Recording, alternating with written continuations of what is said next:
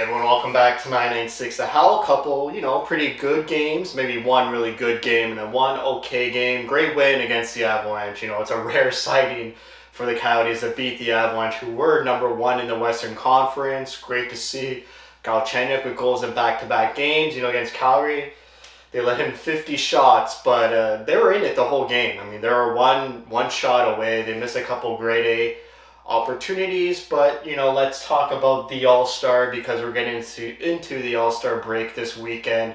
And fans of other teams might say, they just have to get a player from the Coyotes who didn't really deserve to be on the All-Star team. But I say otherwise. I think Clayton Keller is having a resurgence and an even better pace than his rookie season. Every offseason, I've been following Keller since he joined the Coyotes. Every offseason, it's like if Keller could get it going, if he could get back to where he was in his rookie season, his team would be really good and compete in the playoffs. Unfortunately, now due to the scorched rebuild that Bill Armstrong has implemented, Keller is actually back to his rookie season numbers and even surpassing and eclipsing them.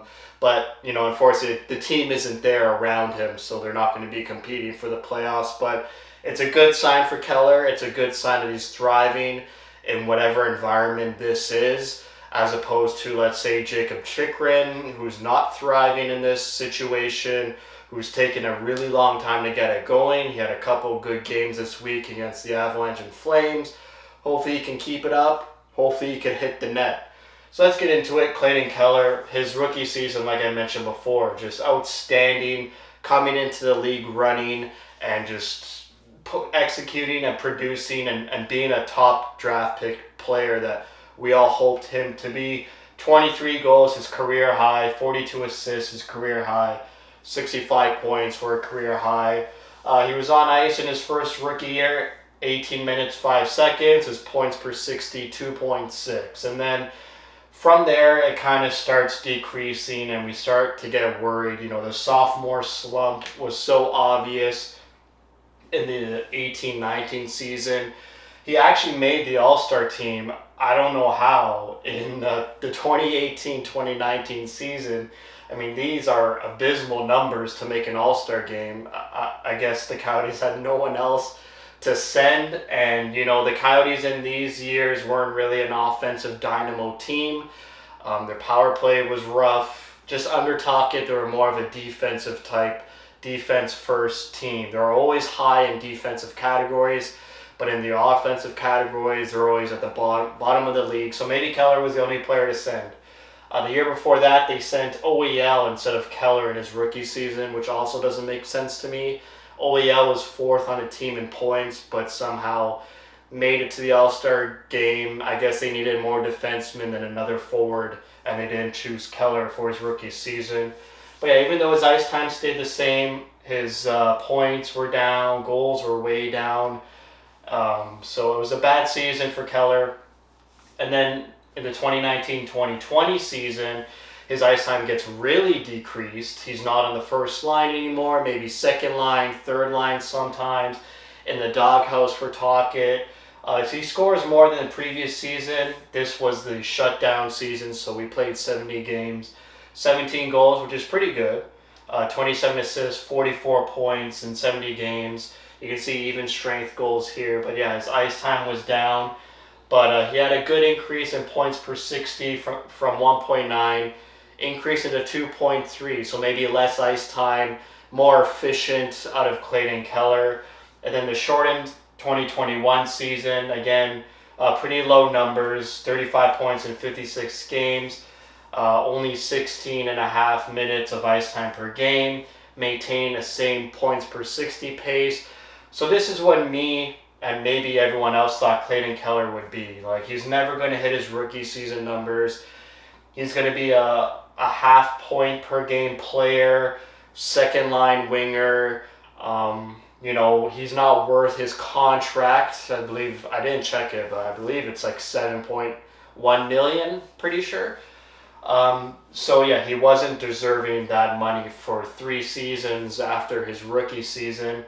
And so we get into this season where he's making the All-Star game and is wearing the A on his jersey, which tells me a lot. And then looking at all the other numbers, it just makes sense what's happening. So 17 goals already in 45 games. So he's eclipsed his 82 game sophomore season, his 70 game goal total season. And also, he's played every single game for the Coyotes. He's never missed a game, which is bizarre. Him and Kessel, like, it's funny, we got two Ironmans on the same team. But yeah, never missed a game, avoided COVID somehow. I mean, maybe he's a good Christian boy.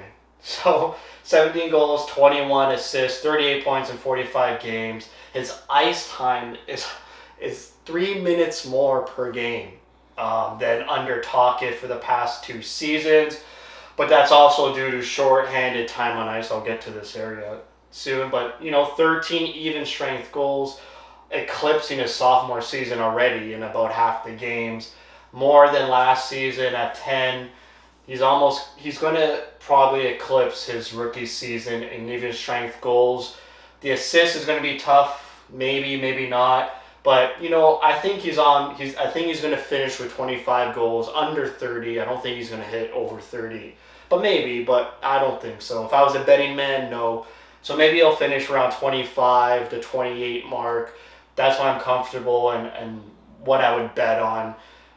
He's tend to have some ghost streaks. I'll get into that later. He's only had one ghost streak so far this season, so he's due for another one, or maybe not. Maybe he's changed the type of new player Clayton Keller is. So let's get into some other stats. Block shots. I mean, he would never block shots. In his rookie season, he had 28, but he's already at 25 block shots in 45 games. So, and then obviously I already mentioned the shorthanded time on ice. So when you're killing penalties, you're more likely going to block more shots. But as Tyson Nash always says, is good defense leads to good offense. But we all know Nash just says things that we're not supposed to take literally. But all these numbers make sense. His hitting is so high compared to other seasons. He's gained 10 pounds in the offseason. He's actually using his body to get the puck off other players, just getting good body position to take away pucks. His takeaway numbers, 41. It's just unbelievable. Like, some of these numbers I'm seeing are just bizarre in terms of, like, per game basis. So his rookie season, he had 42 in 82 games, and he's already at 41. This didn't even count last games because, I made this board yesterday, but I counted his goals total. I didn't look more deeper because it didn't really matter. But yeah, he's already at 41 takeaways. Like, he's going to eclipse his sophomore season takeaways, which was 46 in 82 games. And then I want to get back here. So you might think, okay, he's playing so many minutes more, 3 more minutes than on average. So that means his points per 60 would decrease. It makes sense that he's getting more points because he's playing more on the ice. But his points per 60 is pretty even with his rookie season, so he's right there. So even though he's playing more, his points per 60 is staying relatively the same, and it's not really decreased down at 2.3 or 1.9. So even though he's playing more ice time, he's matching that with more points. So that's great to see. If it was the other way around, if he had about 20 minutes of ice time, but he had 1.8 points per 60, then you would make the case, hey, he's not really that much different. He's just playing a lot more. So that's not the case. He's playing more and getting more points at the same time. And then his O-zone and defensive zone percentage in terms of where the coach places him on the face-off. So under Tocchet would always favor Keller to be in the offensive zone. So whenever his shift would start, the face-off would be in the offensive zone. Less defensive zone, obviously. Tocchet wanted the most favorable opportunity and environment for Keller. He never wanted Keller to start in the defensive zone. He would always go with reliable veterans like maybe Richardson or Soderberg or Dvorak. Keller, Garland, and Schmaltz never really started in the defensive zone under Rick Tocchet. But this season, he's pretty much even. So his O-zone starts on face-off and his defensive zone starts for face-offs are about even. it makes sense because he's playing way more shorthanded minutes, and when you're shorthanded, the faceoffs are always in your defensive zone. It's rare a faceoff would be in the offensive zone. But yeah, even the shorthanded, I mean, these 19 and 21 seconds under Tocchet, he would just throw Keller out if there was 5 seconds left in the penalty and just get it going, get his first line out there. They don't really need to kill the penalty because there's 5 seconds left. Throw your top guns out and try to generate a chance, catch the other team weak defensively. But, you know, in the 2019-20 and 2021 season, the shorthanded seconds were negligible. There's no point in putting 2 seconds here. But under Andre Tourigny, he's got 1 minute and 10 seconds per game shorthanded. Just a great, I love it. He's on the ice more. He's not sitting on the bench. His lactic acid isn't building up in his legs. You know, someone like Nick Schmaltz could maybe thrive from that too, because when the Coyotes take penalties, and they take a lot of penalties, Nick Schmaltz is just sitting there for minutes on end. So it's great to see Keller hit the ice. He wants the puck. He wants to be on the ice. He wants to make a difference, make an impact wherever he can. It was great that Andre Tourigny also put Hayden on the penalty kill. Get him more touches on the ice instead of benching him and letting him sit just like Schmaltz. But Hayden's injured, so the only skilled guy that's really killing penalties right now for the Coyotes is Clayton Keller. I would like to see Nick Schmaltz get in there a couple times, but you know, it's a coach's decision at the end of the day. So multi-point games, you know, Keller loves scoring in bunches and getting assists in bunches. In his rookie season, he had 14, and then, you know, it drops down just like every other metric for Keller in those 3 seasons after his rookie season. He just has a rough go of it. You know, 8 and 7 games where he's got multi-point games, but this season, even with the lack of talent on the team, he's got 10 multi-point games this season and only 45 games played. So he should be eclipsing his rookie year for the amount of multi-point games. And then the main problem with Keller that I've always been harping the past few years making these videos is that he's inconsistent and he ghosts. Just like Nick Schmaltz. Like, I should do this for Nick Schmaltz and see how many strings of games this guy just goes. But for Keller, it's bad, but not, you know, Schmaltz is way worse. Even without looking at it, I know Schmaltz is worse. But his rookie season, he went 2 streaks of 4+ games being pointless, and both were 4 games apiece. In his sophomore season, again, he went through 2 streaks of being pointless, but there were 6 and 7 game long streaks, so that's bad. Like, you never want to see that. Even 4, it's bad. Like 3, I could be like, okay, maybe you just had a rough week, but you know, to extend it over a week, that can't happen as a superstar and a star player. So in the 1920 season, he had 3 pointless streaks, amounting to 4 games, 6 games, and 5 games. So that was really poor of him. That was a year in 2019, at the end of 2019, where the Coyotes were at the top of the division. They were pushing to make a push in the playoffs, getting Taylor Hall, and then it all crumbled in January after Darcy Kemper gets injured, and you know, someone like Clayton Keller goes on these 6 5-game long pointless streaks. It just adds up. A lot of those games in early 2020 before the stoppage, the Coyotes were losing by 1 goal.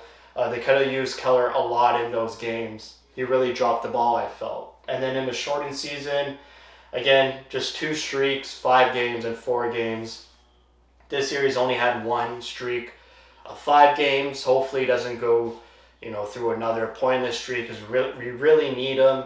It seems like whenever the Coyotes score, he's involved. Him and Gostisbehere have great chemistry, and it's just great to watch. You know, the type of player Clayton Keller has bloomed into, and he's doing it on the Coyotes as opposed to blooming on another team. So it's just great to see a player that had a great rookie season, kind of took many steps back in subsequent season, but is really picking it up and being a better player. Not just points and offense, just like every metric I could find, he's doing really well. Except for possession numbers, I found that to be a bit weak. But, you know, the Coyotes are not a possession team. Obviously, they have no talent. He's the only one, Clayton Keller, who could hold on to the puck and make plays in the offensive zone. So I'm not going to harp on him too much for the possession numbers. The team's in a rebuild. We'll see once they're out of the rebuild, if that ever happens, what type of possession numbers he has. But, I love Clayton Keller now. He gave me a lot of headaches in previous seasons, but I think he's playing good hockey. He's taking it seriously. He could have easily just phoned it in this season like maybe some other players are doing. But, he's really taking advantage of getting all this ice time. He's in new situations. He's learning more about the game. He's learning that, hey, play good defense. It's going to lead to good opportunities and good stat numbers for your career. So just wanted to say that for the All-Star game. If other fans say, oh, Clayton Keller, he's just there. He's having a great season. Hopefully he has a great All-Star game and really shows that he deserves to be there. And, it's about the All-Star Clayton Keller, so congratulations to him. And, we'll see if he comes back from the break maintaining this pace and maintaining this great hockey. So that's it for me. Thank you for watching. If you like what you see, spread the word. And as always, thank you for your support.